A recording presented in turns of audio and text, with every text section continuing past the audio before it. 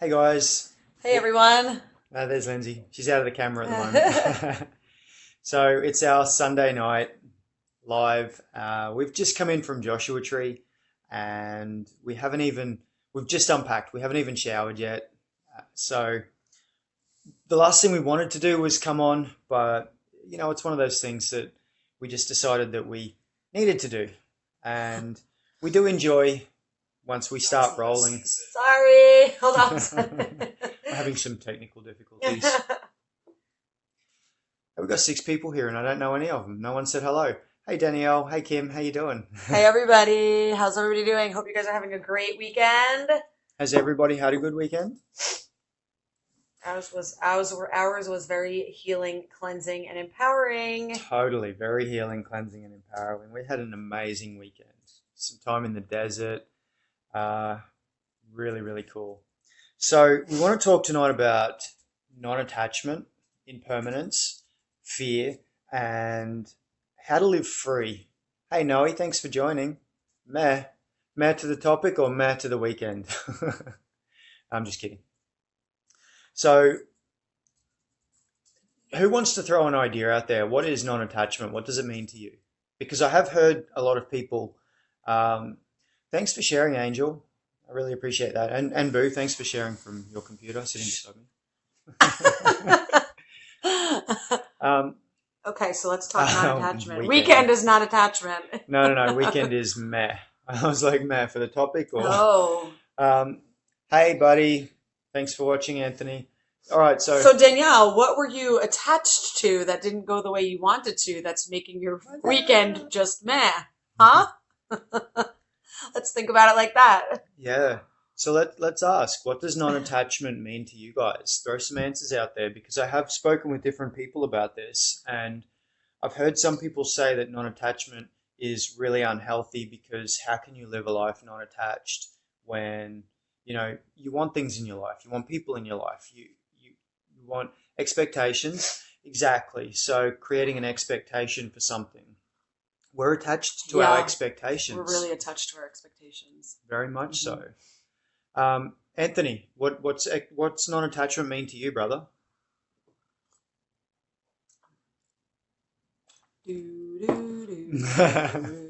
Intermission.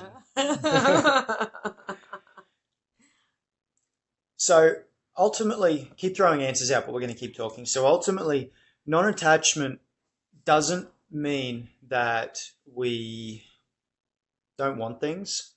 It doesn't mean that we don't want to share our life with people. And it doesn't mean we don't care. Right on. Very big one. It doesn't mean not caring. So many people, we tend to... Are you attached to driving right now? Think that because non-attachment, it gets distorted into detachment. And these are two different things. Mm-hmm. Non-attachment doesn't mean we don't care, and it doesn't mean we don't have feelings, and it doesn't mean that we, give no fucks about the outcome of things. It just means that...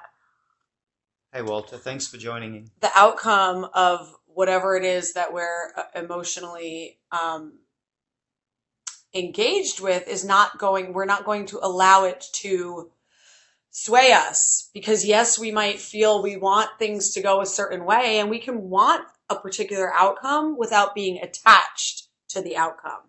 That's the kicker.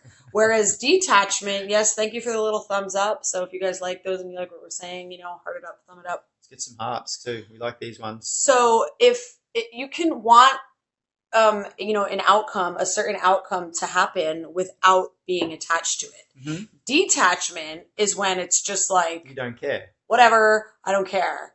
Whatever, you want to lie to me, I don't care. You want to leave me, I don't care. You want to fire me, I don't care. You want to yell at me, I don't care. You want to hug me, I don't care, right? That's detachment. We just don't care. Mm-hmm. Whereas non-attachment is... I love my husband. My husband comes home one day. Maybe he's in a bad mood. Maybe he snaps at me. I don't know. Maybe he doesn't listen to me when I talk. It happens. Non-attachment is me having... Well, I may have an expectation of my husband to listen to me when I talk. Practicing non-attachment is not then having an emotional reaction and then a whole downward spiral to what he did or didn't do. Does that make sense to you guys? Is this making sense? Hey, Lulu. Hey, Lulu. Thanks for joining. Thank you for joining. How you guys doing? So, spot on, exactly what Lindsay just said. One of the biggest things... He's pretty lovable, huh, Aunt? It's the beard, isn't it? One of the biggest things that you'll notice with attachment is that when you are attached to something, you're afraid of not having it. Everything rides on it. Mm-hmm. It's a really big fear.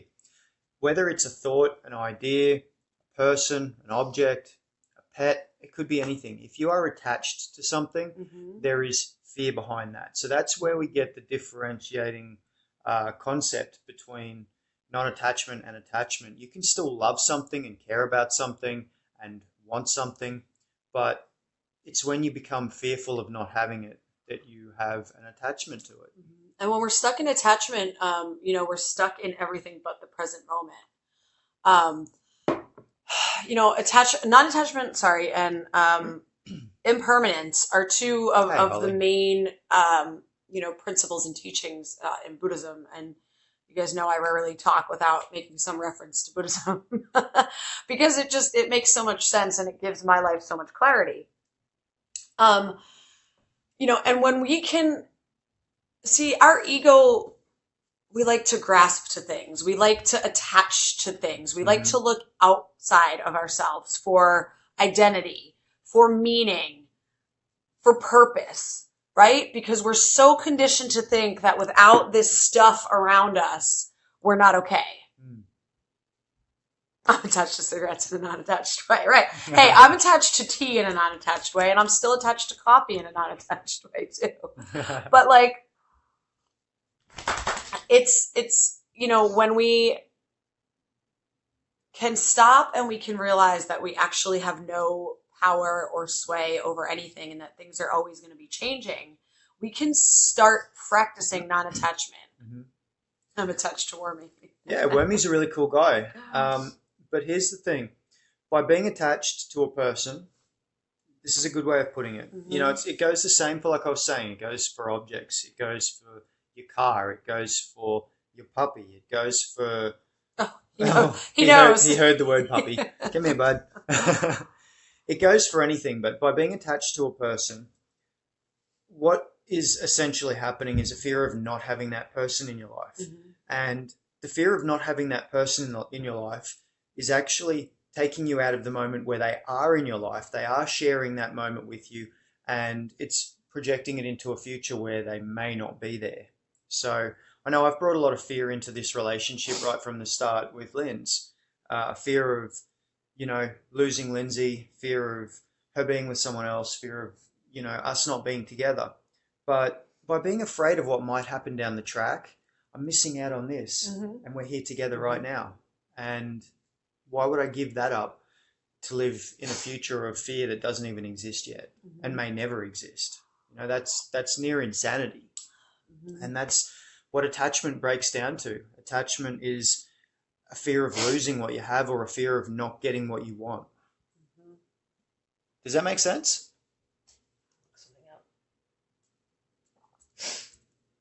Who can relate to that? Can anybody?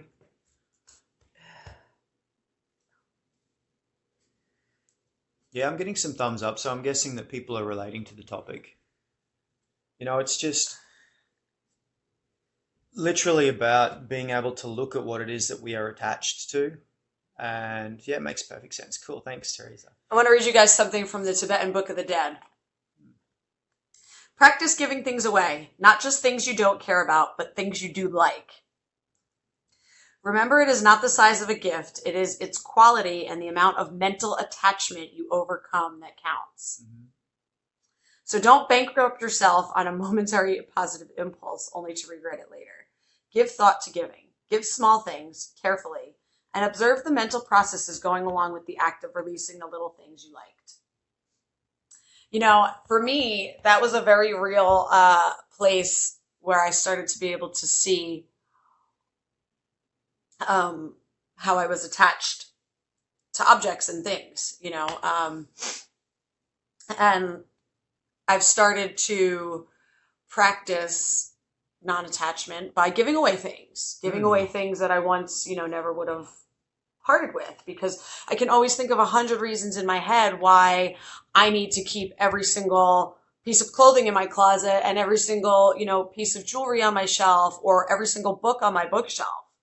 Right. And one of the hardest things I ever did was give a girl 2 of my books that I knew. I briefly knew her. I barely knew her. I was leaving to go to Australia with Chris, and I had all this stuff, and I'm like, well, what am I going to do with this stuff? And it was going to sit in storage while I was gone. And I totally knew that this girl would benefit from having these 2 books, right?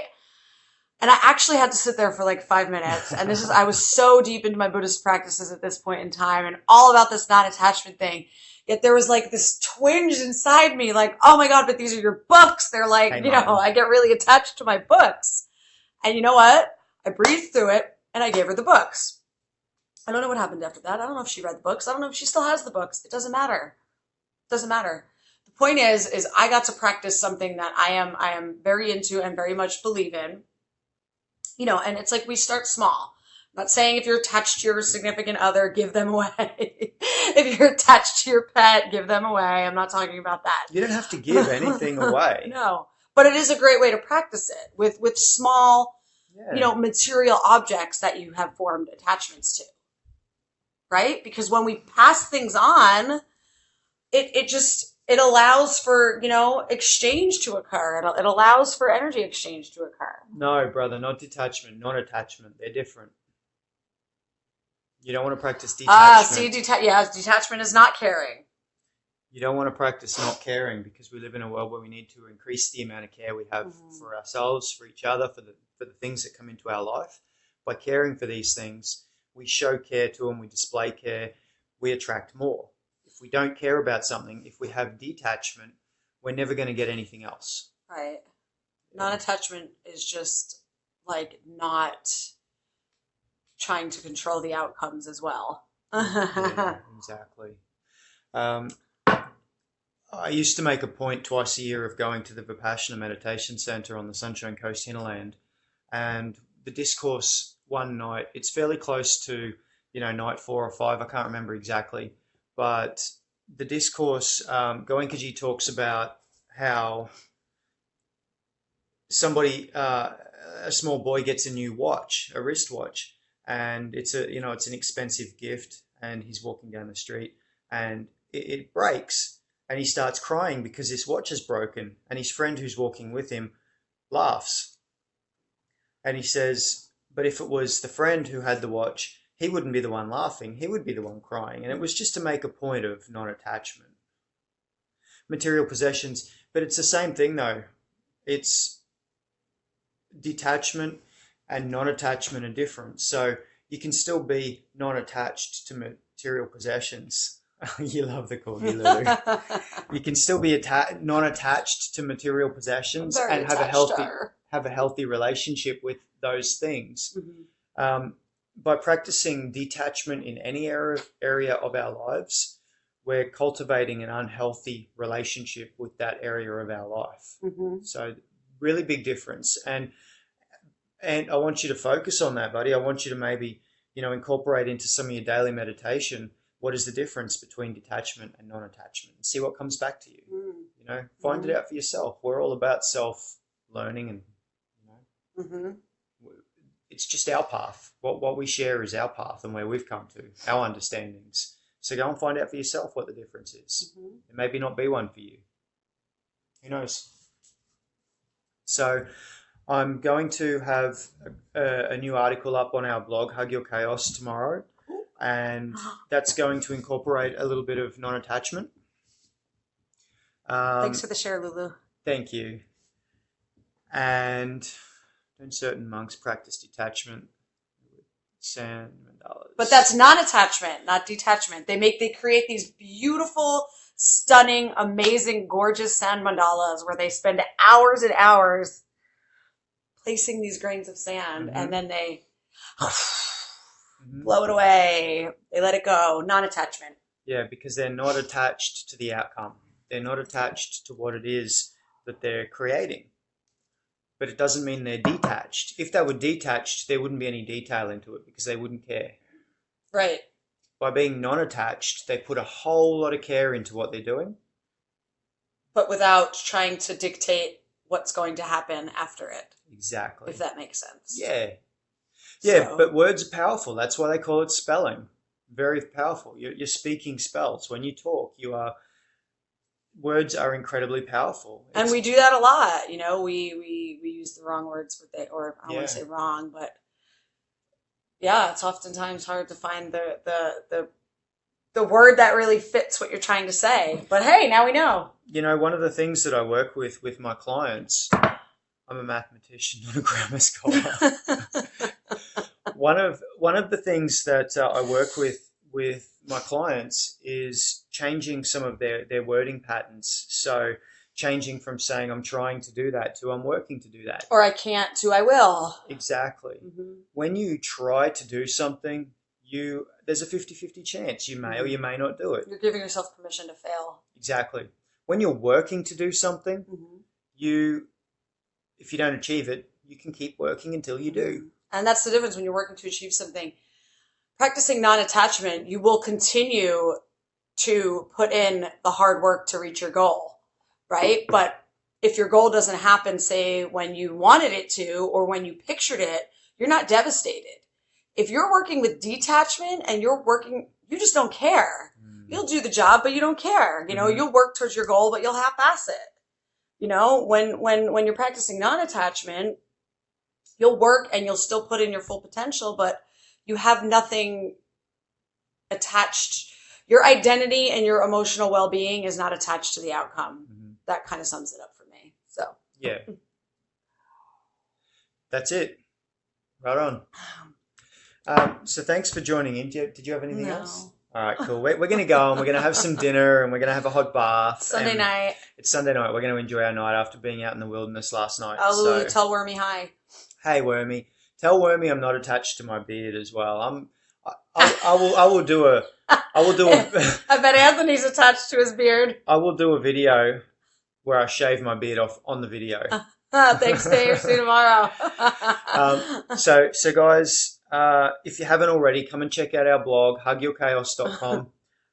There's a little subscribe box. Click on that, enter your email, and you'll get the updates from our blog. And follow us on Facebook too, if you don't already. We're all about growth, spreading the love, and creating a better world. There we go. No. Love you all. Mwah. Bye, everybody.